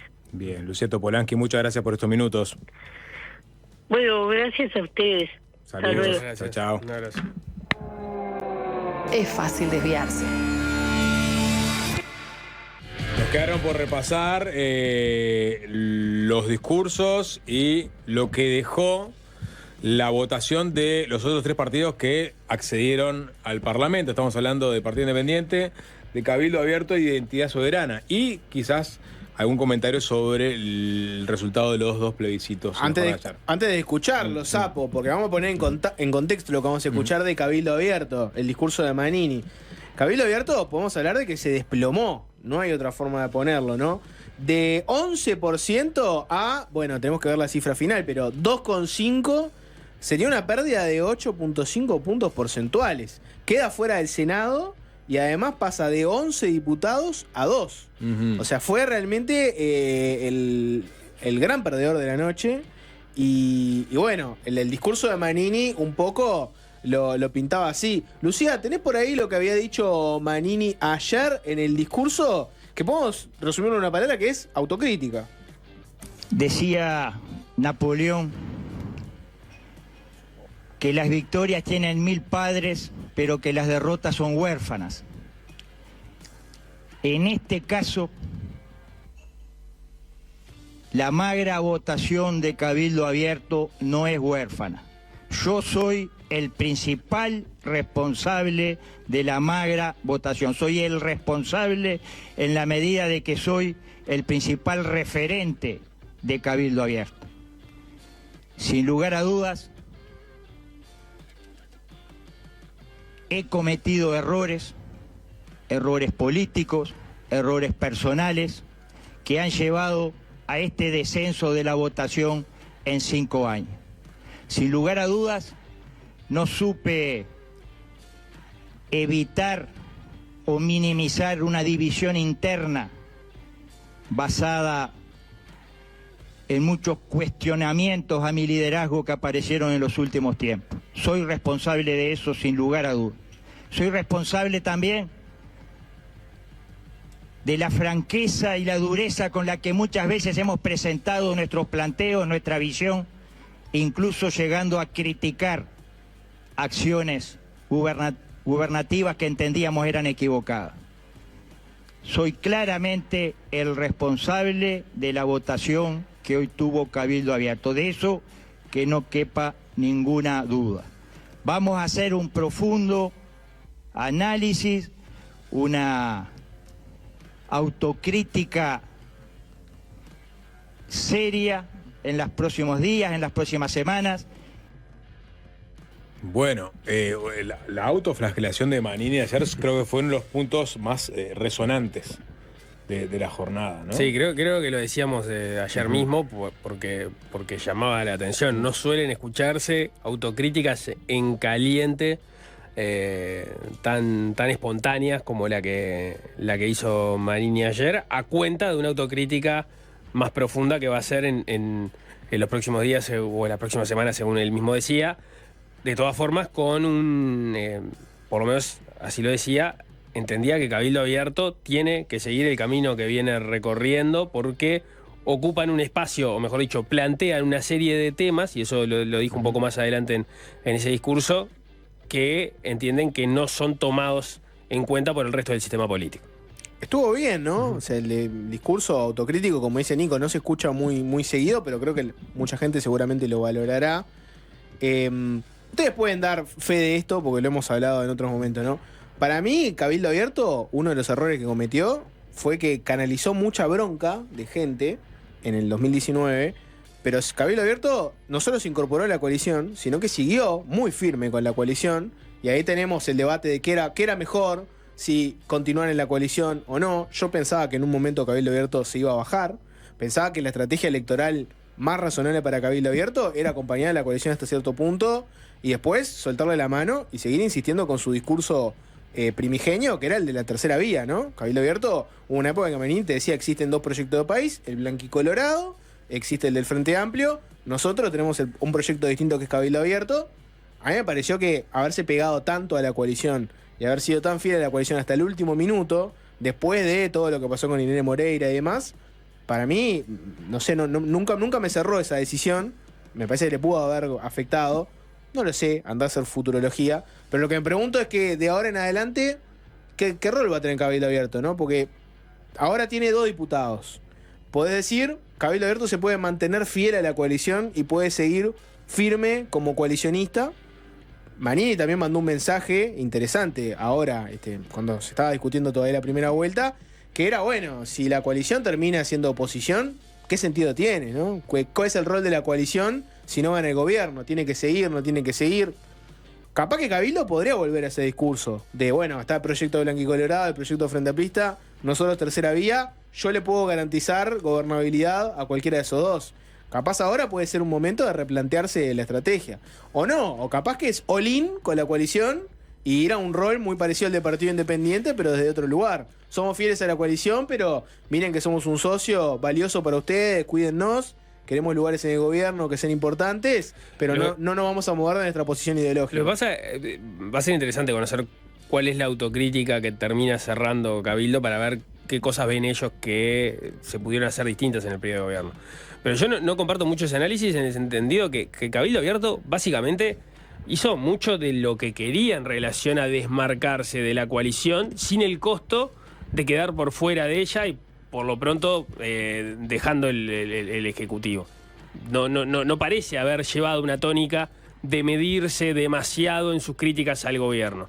Le tiró arriba de la mesa, por ejemplo, el tema de la emergencia en seguridad pública, que lo tenía en el programa, que es verdad, venía como un compromiso de la coalición en su momento, pero se la tiró en plena campaña electoral y tuvimos una semana hablando de ese asunto, que era como una bala que te venía de adentro de la coalición. Yo creo que Cabildo exploró bastante ser esa tercera vía, sin irse, es verdad, de la coalición de gobierno, pero no creo que pudo haber marcado mucha diferencia en eso. Y además otra cosa, si vos lees ahora los resultados, ¿quiénes eran los socios fieles de la coalición? El Partido Colorado aumentó su votación, el Partido Independiente aumentó su votación, no como quería, pero la aumentó.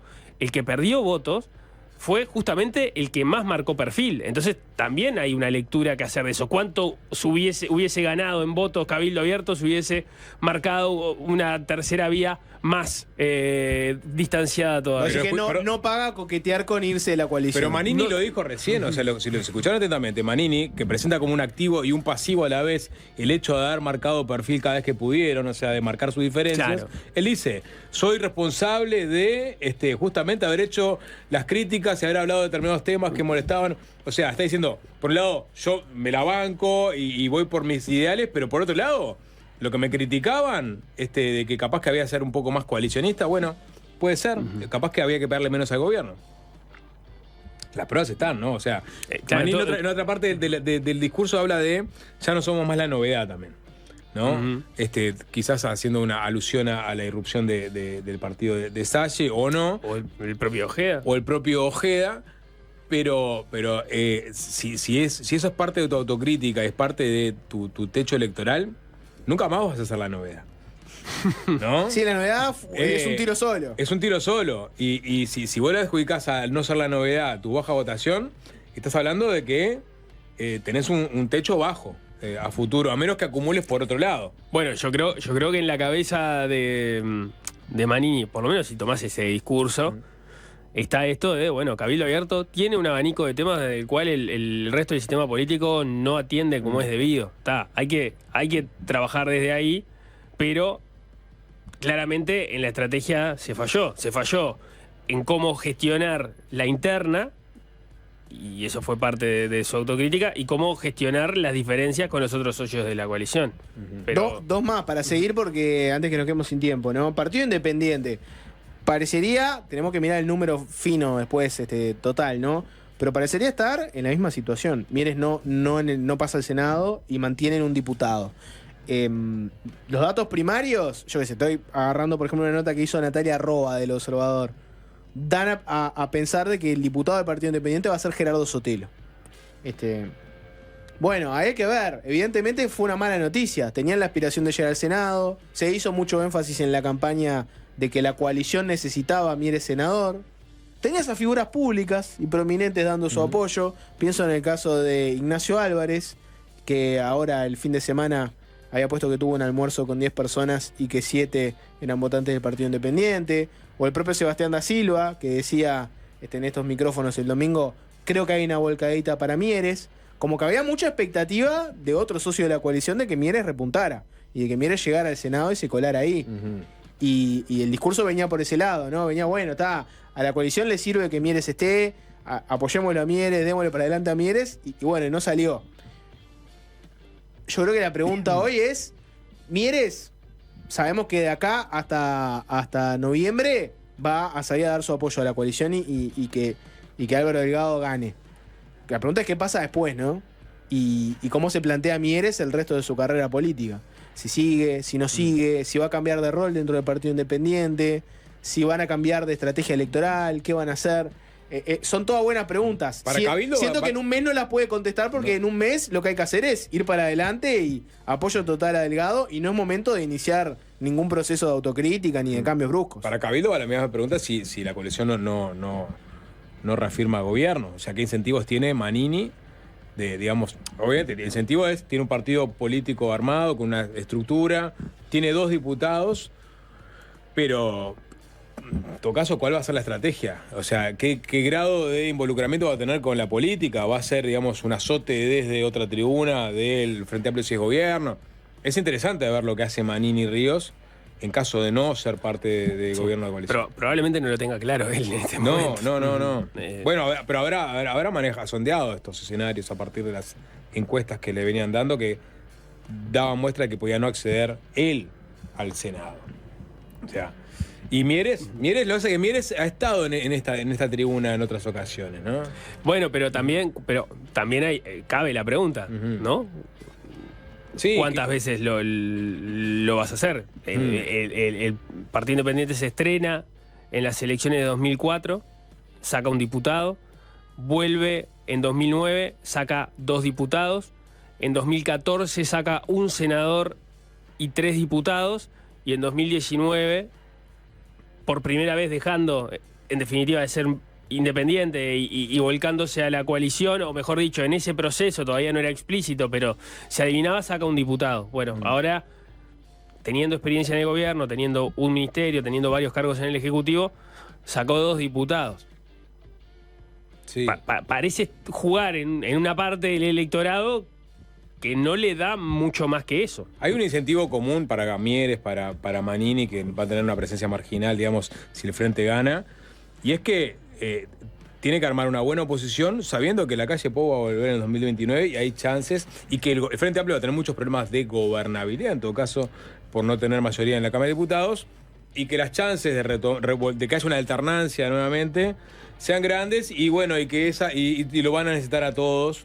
Y si vos a lo largo de los 5 años mostrás que seguís ahí al pie del cañón, bueno, no solamente acumulás para un triunfo de la coalición, sino que eventualmente puede ser. Lo que pasa es que en la oposición no podés mostrar mucho. O sea, si tenés solamente un diputado, si tenés solo un diputado, no podés mostrar mucha cosa. Lo que pasa es que parecería que 2 estrategias que llevarían a un 2029 distinto, ¿no? Porque vos decís, bueno, la coalición funciona como tal, se abroquela y de alguna forma le saca gobernabilidad o negocia como bloque con el Frente Amplio. Exacto. En caso, estamos hablando en el escenario que el Frente Amplio gane, ¿no?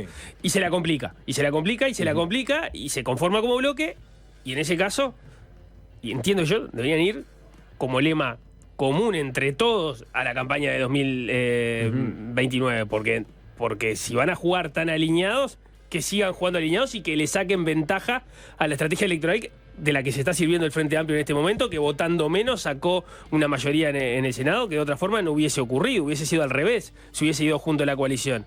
Ahora, es distinto si dicen no, la coalición solo tiene sentido en el gobierno y en la oposición vamos separados, cada uno marca su perfil, hace los acuerdos que tenga que hacer eventualmente con el Frente Amplio cuando llegue a los acuerdos, cada uno marca su perfil sacando sus propios proyectos de ley, producto de las negociaciones con el Frente Amplio, y después vamos por separado, cada uno con su perfil tratando de barrer de la forma más amplia posible. Ahí sí, no tiene sentido ir en un lema común, porque te va a restar posibilidades de llegar con varios candidatos a la instancia de octubre. Son 2 caminos distintos que te dan un periodo distinto de gobernabilidad en función de que sigas una u otra estrategia. Un camino intermedio que sea... no la burra, estaba bien el ejemplo. No, definas a mitad de camino ser coalición. O sea, que arranques el periodo marcando perfil, negociando el presupuesto.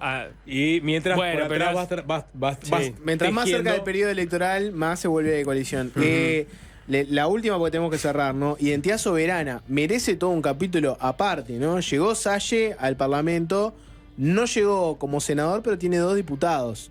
Puede decir hoy que bueno, está en una situación similar a la de Cabildo Abierto, mejor que la del Partido Independiente, mucho mejor que los otros partidos pequeños, entre comillas, que hay.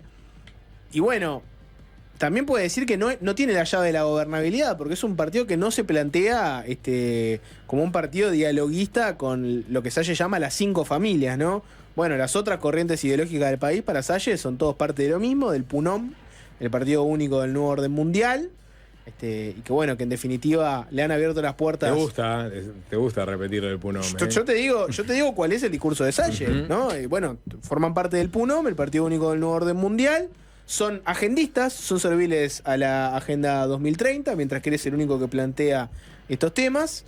Bueno, lo que te habla es de que tanto el Frente Amplio como la coalición han tenido más coincidencias que desavenencias con respecto a sus políticas de gobierno, que son entreguistas a las grandes corporaciones, a las grandes multinacionales, que han cedido la soberanía del país, que dieron un golpe de Estado técnico al haber hecho cambios en el código, en fiscalía, cómo funciona. Él entiende que se han perdido determinadas garantías individuales para los ciudadanos.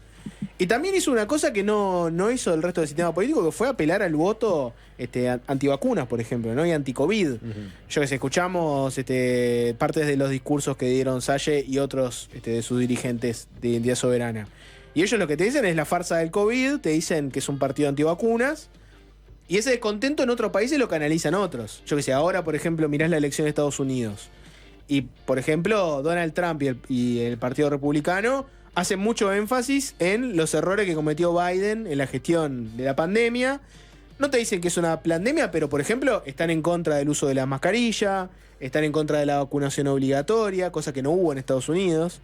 Pero bueno, en definitiva, ese descontento que hubo sobre cómo se manejó la pandemia, acá en Uruguay no lo había canalizado nadie, porque en la coalición estaban todos abroquelados atrás de la política de la calle Pou y respaldarlo. En el Frente Amplio hubo quejas, pero justamente iban en el sentido contrario. En todo caso, que lo que criticaban es que en momentos se puso muy laxa la cosa y hubo pocas restricciones y al final terminaron habiendo lo que se dijeron que eran muertes evitables. Ya conocen el discurso, no lo tengo que repetir. Pero lo que quiero decir es que nadie se planteó del otro lado de eso, de decir, no, en realidad el gobierno de la calle Pou restringió demasiado. Y no te obligaron a vacunarte, pero bueno, por determinadas decisiones que había, era casi inevitable vacunarse, se discriminó a la gente que no estaba vacunada, mucha gente no pudo salir a trabajar durante la pandemia por decisiones que tomó el gobierno. Nadie se había parado en ese lugar político, ¿no? Todos se habían parado del otro lugar. Y capaz que al final Salle terminó captando buena parte de ese voto, ¿no? Sí, obviamente canalizó un porcentaje electorado que por ese motivo o por motivo de desencanto generalizado por los partidos tradicionales, incluido Cabildo Abierto, que pasó a formar parte de la coalición. En fin, había múltiples motivos que podían incentivar a personas a votar a Salle. ¿Tenemos un fragmento? Tenemos parte de lo que decía cuando se subía al escenario en la noche de ayer. Es un triunfo. Ya es un triunfo. Ya tenemos 2 diputados.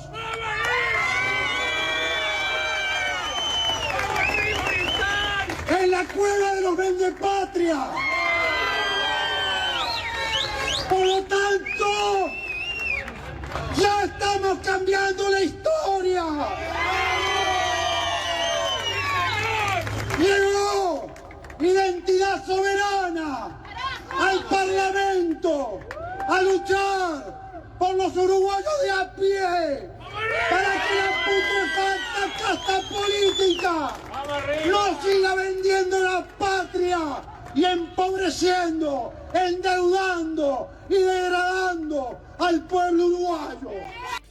Bueno, ahí está como Salle celebraba haber ingresado a la cueva de los vendepatria. Hay 2 preguntas para Salle, ¿no? La primera seguramente, o sea, él mismo ha dicho que va, digamos, a temperar su retórica, va a utilizar eufemismos para tratar de vendepatria a sus colegas legisladores, diciéndolo solo de una forma más amable y que no signifique un revuelo legislativo que termine en sanciones. Y lo otro hay que ver si Salle tiene un talante propositivo o de defensa, es decir, si eventualmente él va a querer pasar agenda suya, y para pasar agenda suya obviamente él va a tener que negociar.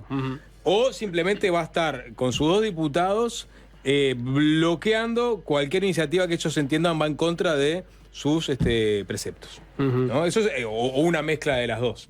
Pero uno intuye que algo va a querer negociar Salle también, ¿no?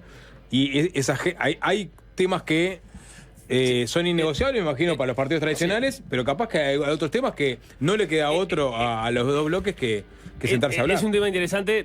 Tengo dudas cuáles son, porque si él saca muchos proyectos con el eventual gobierno, después se termina convirtiendo en uno más. Y eso le va a costar en la próxima elección si él quisiera aumentar su bancada. Pero una cosa vinculada a Salle, porque ayer dijimos, porque escuchábamos que la gente coreaba payaso, payaso. ¿Recuerdan? Sí. Bueno, hoy escuchando de nuevo me di cuenta que por la calidad del audio, habíamos tenido un error de interpretación. Vamos a escuchar ese fragmento. Señores, los invito a esperar la posibilidad del sayazo.